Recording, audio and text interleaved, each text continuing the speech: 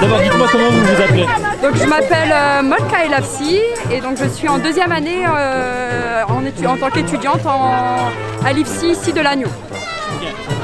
Tout à l'heure, vous avez pris la parole pour défendre votre futur métier. Tout à fait. Demander aussi de meilleures conditions de travail parce que vous pointiez le fait qu'il y a de plus en plus d'infirmières qui quittent cette profession. Tout à fait.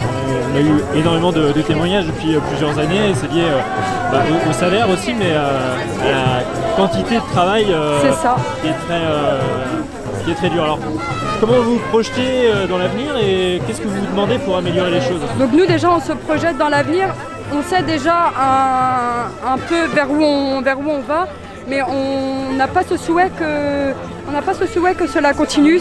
On souhaiterait que beaucoup de moyens soient mis en place déjà pour le soigner, nous en tant que soignants aussi, mais le soigné a besoin d'être pris en soin dans de très bonnes conditions, dans un bon endroit, à des bons moments. Voilà, il n'y a pas de tri à faire entre tel ou tel patient, ils doivent être tous pris de la même façon en globalité et surtout avec les moyens humains. Déjà tout d'abord en premier lieu, on a vraiment besoin d'avoir beaucoup de moyens humains pour pouvoir bien prendre soin des gens et surtout ne pas fermer tous les hôpitaux de proximité qui sont réellement menacés. Et je ne parle pas en tant que vraiment soignante et je parle vraiment en tant qu'usager. On a vraiment besoin de ces établissements de proximité, nous déjà en premier lieu en tant qu'usagers, pour nous et pour notre famille. Donc voilà, on a vraiment besoin qu'on ait une maternité de proximité, qu'on ait un pôle de chirurgie qui peut prendre soin des gens décemment. J'imagine que vous avez fait des stages depuis le début de vos études. Tout à fait. Vous avez constaté où vous êtes allé déjà premièrement? Donc j'ai fait plusieurs stages au niveau de la région ici, la région du Trégor et la région côté Guingampais. Et réellement, on constate le désarroi des professionnels qui ne sont pas du tout entendus. On voit bien qu'ils sont même pas, c'est pas un dégoût de leur profession. C'est réellement pas un réel dégoût, mais c'est qu'ils en ont vraiment marre de ne pas être pris en considération, qu'on les écoute pas non plus. Et puis voilà, financièrement, ils n'arrivent plus à suivre. Au niveau de la responsabilité, ils ont beaucoup de responsabilités qui est engagée au niveau de leur part. Donc il y a un côté où réellement on comprend leur abandon parce que ils voient bien qu'il n'y a aucune issue et avant qu'ils se fassent plus de mal, et ils arrêtent. Ouais, certains parlent de maltraitance.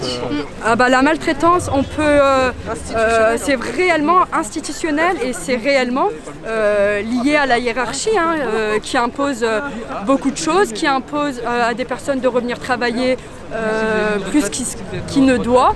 Et donc réellement, oui, il y a de la maltraitance, mais qui est plus basée sur l'institutionnel et sur des lois qui se mettent en place sans réellement prendre en considération le soignant. Vous, ça vous fait pas peur de travailler dans ces conditions-là?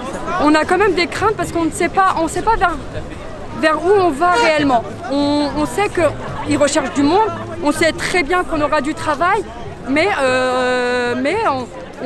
on a un côté où on se dit qu'on connaît un peu, il y a un autre côté qui nous dit on part vraiment dans l'inconnu et ça fait vraiment peur quand même. Et vous, si je vous pose la question, comment vous voyez vous êtes tout en seconde année? Oui, c'est ça, ouais, on est pareil, on partage le même sentiment que Molka, mais aussi on sait pas dans quoi on se projette, quoi. Enfin, de base, on est dans un métier où on veut prendre soin des gens, mais si on peut pas bien le faire, forcément ça fait peur, mais... Ce qu'on apprend à l'école, déjà, c'est pas du tout la même chose que ce qu'on voit en service. Oui, c'est vrai que je pense qu'on a tous les mêmes avis sur la situation.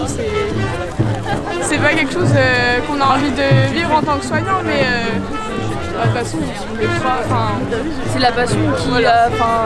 ça prend place quand même, on est passionné, donc quoi qu'il arrive, on restera en place, mais c'est vrai qu'il y en a qui peuvent avoir envie d'abandonner, quoi, parce que c'est des conditions complètement inadmissibles. Ça se passe dans tous les hôpitaux, c'est pareil, et c'est inadmissible qu'il se passe des choses comme ça, quoi. Mais après, nous, on restera là, quoi. Quand on voit la difficulté de rentrer à l'école à l'heure d'aujourd'hui, que ce soit les financements ou les plateformes qui sont mises en place pour pouvoir rentrer en école, on se dit, nous, quand on va avoir l'âge de partir en retraite, qui c'est qui nous remplacera?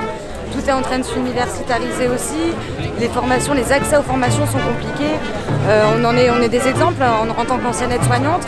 Ça a été très compliqué de pouvoir rentrer en école, alors que j'étais très motivée.